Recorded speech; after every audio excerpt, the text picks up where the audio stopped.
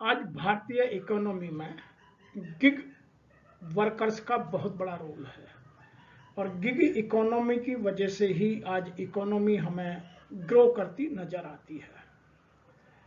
और gig economy में जो कंट्रीब्यूशन वर्कर्स का है वह सराहनीय है, लेकिन जो वर्कर गिग की तरह से काम कर रहे हैं उनकी स्थिति बहुत दयनीय है। आज इसी विषय को लेकर कि गिग इकोनॉमी ग्रो कर रही है, लेकिन गिग वर्कर की जो स्थिति है, चाहे वो सामाजिक हो, आर्थिक हो या किसी और तरह की हो, वह बड़ी दयनीय होती जा रही है। अच्छी वर्किंग कंडीशंस नहीं है, फैमिली के लिए सोशल सिक्योरिटी नहीं है, खुद के लिए रेस्ट की या वेलफेयर की कोई फैसिलिटी नहीं है। तो यह बड़ा एक द्वंद्व सा मेरे मन में रहता है कि इस विषय पर कभी बात की जाए और इस विषय को ठीक से समझा और समझाया जाए। आज मिलियंस और बिलियंस का व्यापार गिग इकोनॉमी के में गिग वर्कर्स के सहारे किया जा रहा है। वो चाहे ओला उबर के ड्राइवर हों, जोमेटो और स्विगी के या डिलीवरी बॉयज हों, या गिग इकोनॉमी में और किसी तरीके से बहुत रोल हैं गिग इकोनॉमी के जिनकी चर्चा नहीं की जा सकती, कि यदि उनकी चर्चा एक एक करके बैठेंगे तो काफ़ी टाइम उसी में निकल जाएगा। लेकिन आज जो भारत की इकोनॉमी को बूम मिल रहा है, जो ग्रोथ मिल रही है, उसमें इन गिग वर्कर्स का बहुत बड़ा कंट्रीब्यूशन है और उनकी स्थिति दयनीय हो और उन पर कोई चर्चा ना करे तो यह उनके साथ और भारत के साथ अन्याय होगा। उसका एक कारण है कि यदि वर्कर ग्रो नहीं करेगा, यदि उसका सोशल स्टेटस अपग्रेड नहीं करेगा, तो पैसा कुछ लोगों के हाथ में चला जाएगा और हम अराजकता की स्थिति में पहुंच जाएंगे, और वह कई बार देखने में नजर आता है। तो इसीलिए हमने इस विषय को उठाया और इस विषय पर बात की जाए। जो आज के लेबर लॉ हैं उनमें गिग वर्कर्स के लिए बहुत ज़्यादा प्रावधान नहीं है, लेकिन जो नए कोड आ रहे हैं उनमें कुछ प्रावधान डाले गए हैं। इसीलिए सबसे पहले गिग वर्कर्स को समझा जाए और उन प्रावधानों को और कैसे बेहतर बनाया जा सकता है उस पर चर्चा की जाए। तो गिग कर्मचारी या गिग वर्कर वह व्यक्ति होता है जो किसी प्रोजेक्ट या फ्रीलांस के लिए काम करता है। जैसे मैं फ्रीलांस ट्रेनर हूं और अपनी एक एनजीओ चलाता हूं, तो मैं गिग वर्कर की तरह भी काम करता हूं। गिग वर्कर्स स्वतंत्र, ठेकेदार या फ्रीलांसर भी कहलाते हैं, क्योंकि वो अपना इंडिविजुअल कॉन्ट्रैक्ट करते हैं। जैसे ओला के ड्राइवर्स हैं या स्विगी या जोमेटो में जो डिलीवरी बॉयज हैं या अमेजोन की जो डिलीवरी करते हैं, बहुत सारे बिजनेस हैं। अब आज की डेट में उनको नाम गिनाना बहुत मुश्किल होता जा रहा है। तो उनके जितने भी डिलीवरी लोग हैं, ये आमतौर पर ऑनलाइन प्लेटफॉर्म के जरिए क्लाइंट से जुड़ते हैं और अपने बिजनेस पार्टनर के यहाँ से सर्विसेज या गुड्स देते हैं। गिग वर्कर को यह आज़ादी मिलती है कि वह अपने घंटे तय कर सकता है कि उसे काम कब करना है, सुबह में करना है, शाम में करना है, देर आवर्स में करना है, अर्ली मॉर्निंग करना है, वो उसकी छूट है। ये अपने घर से भी, कई बार जैसे कंटेंट राइटर्स हैं वो अपने घर से भी काम कर सकते हैं और ये अपने कार्य के खुद मालिक हो सकते हैं। तो ये गिग वर्कर की मोटी मोटी डेफिनेशन है। बड़ी आदर्श डेफिनेशन लिखती है, लेकिन जब हम इसके दूसरे पहलू को देखते हैं तो यह इतनी ब्लूमी पिक्चर नहीं नजर आती। अब गिग वर्कर्स के बारे में कुछ खास बातें जानना आवश्यक है। गिग वर्कर्स पारंपरिक नियोक्ता कर्मचारी संबंध के बाहर काम करते हैं, अर्थात उनमें एम्प्लॉय एम्प्लॉयर रिलेशन नहीं होता। जैसे हमारे इंडस्ट्रियल डिस्प्यूट एक्ट में वही लोग कवर होंगे जिनका एम्प्लॉय एम्प्लॉयर रिलेशनशिप होगा, और जब यहाँ गिग वर्कर्स का है ही नहीं तो वो उसमें कवर नहीं होते। दूसरा, गिग वर्कर्स को यह चुनने की आज़ादी होती है कि वह कब, कहाँ और कितना काम करेंगे। मतलब उसका कोई फिक्स्ड एम्प्लॉयर नहीं है, वो जब चाहे, जैसे चाहे, जिसको चाहे वो सर्विस दे सकता है। तो वह अपने हिसाब से अपने टाइम को आगे पीछे एडजस्ट कर सकता है। किसके लिए काम करना है, कितने घंटे काम करना है, किस एरिया में काम करना है, ये सब उसकी अपनी चॉइस होती है, उसको जहां सूट कर जाए। नंबर 3 बात होती है, गिग वर्कर्स अपने शेड्यूल का प्रबंधन करते हैं कि मुझे 4 घंटे सुबह में करना है, 4 घंटे लेट इवनिंग में करना है, दोपहर में मैं अपना कोई काम करूंगा। तो इनको ये सुविधा होती है, ये अपनी दरों पर बातचीत करते हैं कि मुझे ये काम करना है, ये नहीं करना है।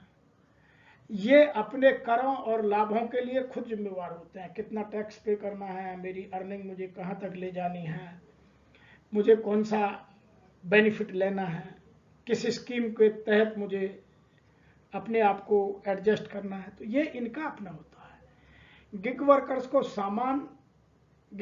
को समान नौकरी की सुरक्षा लाभों का फायदा नहीं मिलता। इनकी जॉब सिक्योरिटी कुछ नहीं, अपना कॉन्ट्रैक्ट है, जो कॉन्ट्रैक्ट की टर्म्स और कंडीशंस है उससे जो पैसा आना है वही इनको आता है। इनकी कोई फिक्स्ड इनकम नहीं है, जितना काम उतना दाम। जो पारंपरिक कर्मचारी को फिक्स्ड मंथली मिलता है, इन्हें कुछ नहीं मिलता। यदि पूरे दिन कोई काम नहीं किया तो ये खाली हाथ भी घर लौट सकता है। Gig workers online food platform, driving, online खरीदी के सामान की डिलीवरी या सर्विस में, इस तरह के कामों में जुड़े हुए रहते हैं। तो ये कुछ गिग वर्कर्स की खास बातें हैं। अब हम समझते हैं कि गिग वर्कर्स का जन्म कैसे हुआ। तो उससे पहले हमें समझनी होगी गिग इकोनॉमी। गिग इकोनॉमी का मतलब है मुक्त बाजार व्यवस्था। बाजार खुला हुआ है, आप जितना चाहें उतना सामान या अपनी सर्विसेज बेच सकते हैं, खरीद सकते हैं, ट्रांसफर कर सकते हैं। इसमें अस्थायी नौकरी के पद होते हैं, कुछ स्थायी नहीं होता, जो कॉन्ट्रैक्ट की टर्म्स एंड कंडीशंस पर उस पर काम होता है। कुछ कॉन्ट्रैक्ट पर कर्मचारी होते हैं। इनका बहुत कम समय के लिए कस्टमर से भी, क्योंकि इनका कस्टमर बहुत तेजी से बदलता रहता है और अपने मालिक से बहुत बहुत दिनों तक इनकी बात नहीं होती। ऑनलाइन सब कुछ काम होता है, ऑनलाइन उनकी बिलिंग होती है, उसका पेमेंट टैक्स कट के इनको आ जाता है। तो इनका अल्पकालिक जुड़ाव होता है और इनका अपना स्वतंत्र समय होता है। ये इसके प्लस पॉइंट है, लेकिन इसके कुछ माइनस पॉइंट भी हैं, क्योंकि जब इनकी इनकम निश्चित नहीं है तो इनको भागना पड़ता है। कभी कभी ये 24 घंटे भी काम करते हैं, कभी कभी 18 घंटे काम करते हैं, कभी लॉन्ग ड्राइव पर निकल गए तो बहुत लंबे लंबे समय तक घर आना जाना नहीं होता है। तो इसके फ्लिप साइड भी है। अब हम बात करते हैं इनको जो चुनौतियां हैं वो मुख्य रूप से क्या क्या है। जैसे इनको कोई कानूनी संरक्षण नहीं है, जो इनके कॉन्ट्रैक्ट में लिखा है वो लिखा है। यदि कॉन्ट्रैक्ट का वायोलेशन कहीं हुआ तो फिर इनका जो एग्रीमेंट है उसी से इनका समझौता होता है। इनके जो अनुबंध है, जो कॉन्ट्रैक्ट है, वो भी क्योंकि फेयर डील नहीं होती, एम्प्लॉयर पूंजीपति है या जो इनका सर्विस प्रोवाइडर है वो बड़ी पूंजी लगा के बैठा है, तो वो अपने हिसाब से, और आज मार्केट में सप्लाई बहुत ज़्यादा है और डिमांड बहुत कम है, तो उस हिसाब से कई बार अनफेयर एग्रीमेंट ही करते हैं या अपने फेवर की टर्म्स और कंडीशंस जो कैपिटलिस्ट है वो अपनी रख लेता है। खराब कामकाजी स्थितियां, जैसे भीषण गर्मी में भी डिलीवरी बॉयज की बैठने की जगह नहीं। मैंने गर्मियों में देखा है, बरसात में भागते हुए देखा है। किसी ने कह दिया हम 10 मिनट में सर्विस देते हैं, बरसात हो रही है, अभी सर्दी आएगी, कड़ाके की सर्दी में मोटरसाइकिल पर दौड़ते हुए देखा है। तो इनकी वर्किंग कंडीशंस बहुत पुअर है और इनका सामाजिक एकांत, क्योंकि अपने काम के लिए भागते रहते हैं तो सोसाइटी में किसी के साथ कोई कनेक्ट नहीं होता। जिसके यहाँ डिलीवरी देनी है वो भी इंतजार करता है, सामान लेता है, दरवाजा बंद करता है, जिसके यहाँ से सामान उठाना है वो भी सामान देते ही नक्श में लग जाता है। तो इनका कोई कनेक्ट, सोशल कनेक्ट नहीं बन पाता है। इनका बिजनेस टोटल एल्गोरिथम के नियंत्रण में है, ये कुछ अपने हाथ से आगे पीछे नहीं कर सकते। यदि एक कस्टमर ने पहले टैक्सी बुक की, बाद में कनेक्ट नहीं की, उसने रिजेक्ट कर दिया, तो वो उसका सारा सामान, उसकी जो ट्रैवल करके भी आया है वहां तक पहुंचने का, वो खत्म हो जाता है। और इनकी एसेसिबिलिटी, जिसको अभिगम्यता कहते हैं, वह भी काफी चुनौतियों भरी होती है। तो ये कुछ इसके पॉइंट हैं जिन पर हमें विचार करना चाहिए और जिनको कानून की पकड़ में लाना चाहिए। और अभी ये किसी कानून की पकड़ में नहीं है। यदि ये बीमार हो जाएं तो इनके लिए कोई मेडिकल लीव की व्यवस्था नहीं है, कोई मेडिकल फैसिलिटी की व्यवस्था नहीं है। जितना कमाया उसी से खाना होगा। कोई इंसिडेंट एक्सीडेंट हो जाए तो इनको कोई प्रोटेक्शन नहीं है। ऐसी बहुत सारी चीजें हैं जिनको लेकर के नए प्रावधानों में तो जो नए कोड आ रहे हैं उनमें तो कुछ है और आज अभी तक कुछ नहीं है। इसीलिए ये उस चुनौतियों से गुजर रहे हैं और नए कोड अभी तक लागू नहीं हुए हैं। अब आइए आगे बात करते हैं कि भारत में जो मजदूर हैं उनके मानव अधिकार क्या क्या हैं, जिनसे कई बार इन्हें मिलते हैं, कई बार वंचित भी रह जाते हैं। यह एक बड़ा प्रश्न है, दीगर प्रश्न है जो हमारे कॉन्स्टिट्यूशन में ह्यूमन राइट्स हैं उनका भी वायोलेशन होता है और जिनके लिए अभी कोई लॉ इनको ठीक से प्रोटेक्ट नहीं करता। नंबर 1, अपनी पसंद का काम करने का अधिकार, भेदभाव के खिलाफ अधिकार, बाल श्रम पर रोक, काम की उचित और मानवीय परिस्थितियां, सामाजिक सुरक्षा, वेतन की सुरक्षा, शिकायतों का निवारण, ट्रेड यूनियन को गठन करने और उसको बनाने का अधिकार, कलेक्टिव बार्गेनिंग और पार्टिसिपेशन इन मैनेजमेंट, प्रबंधन में भागीदारी। ये मोटे मोटे 10 मजदूरों के मानव अधिकार हैं। इन्हें कोई अधिकार कितना मिलता है वह बहुत डाउटफुल है। प्रबंधन में भागीदारी का इनसे एग्रीमेंट उनका प्रिंटेड होता है, वही साइन करना है। ये अपनी तरफ से कोई क्लॉज प्लस माइनस नहीं कर सकते। कलेक्टिव बार्गेनिंग का इशू बेंगलोर में, जो कर्नाटक में गिग वर्कर्स की यूनियन है, गुड़गांव में जो गिग वर्कर्स की यूनियन है, वो मदद करने लगी हैं। मैं नोएडा में कोशिश कर रहा हूँ कि अपनी एनजीओ के माध्यम से कुछ गिग वर्कर्स की मदद करूँ। उसी के लिए मैं ये अवेयरनेस फैलाने की बात करता रहता हूँ।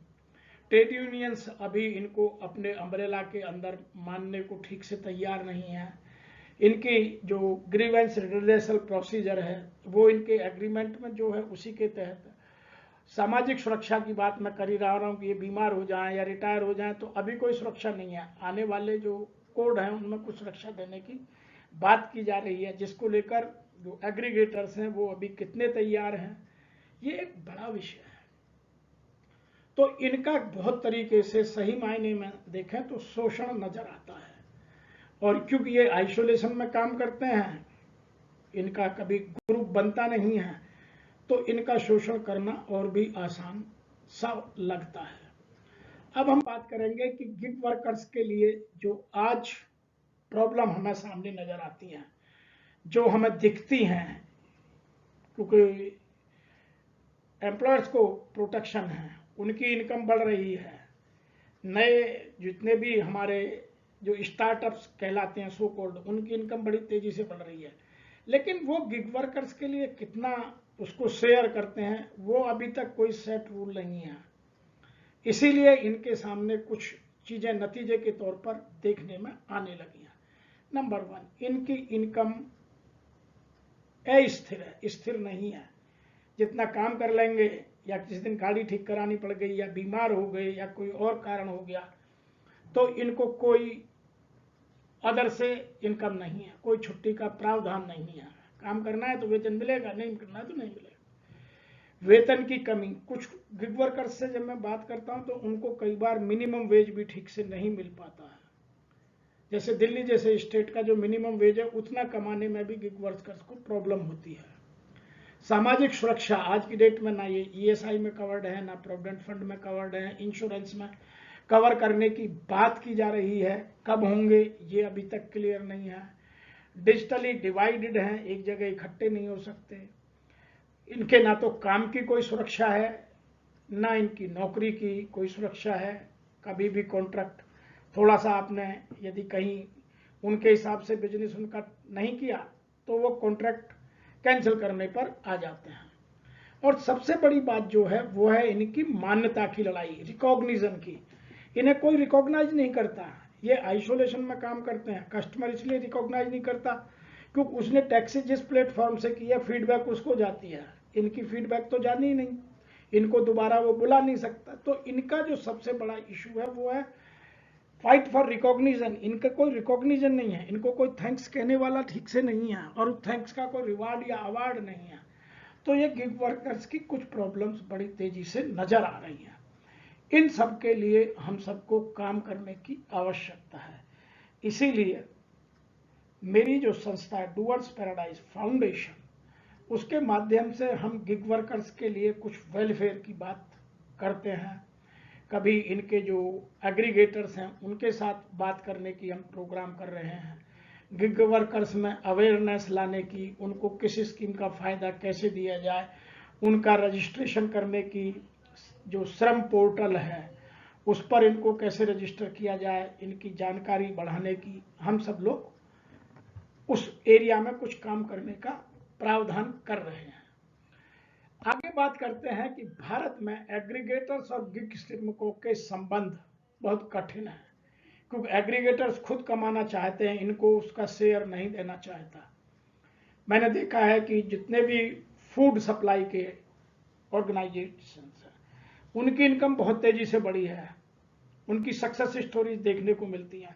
लेकिन मुझे आज तक कोई ऐसा गिग वर्कर नहीं मिला जो ये कहे कि मैंने इस फूड सप्लाई में, चाहे वो जोमेटो को हो, चाहे वो स्विगी का हो, या किसी जो इंडियन स्वीट्स वाले हैं, चाहे वो हल्दीराम हो, चाहे वो और कोई कंपनी हो, चाहे वो आपका ऑनलाइन प्लेटफॉर्म कोई भी हो, मैंने किसी वर्कर को आज तक ये कहते नहीं देखा कि मैंने इससे इतना पैसा कमा कर मेरा लाइफ स्टाइल यहाँ से यहाँ चला गया।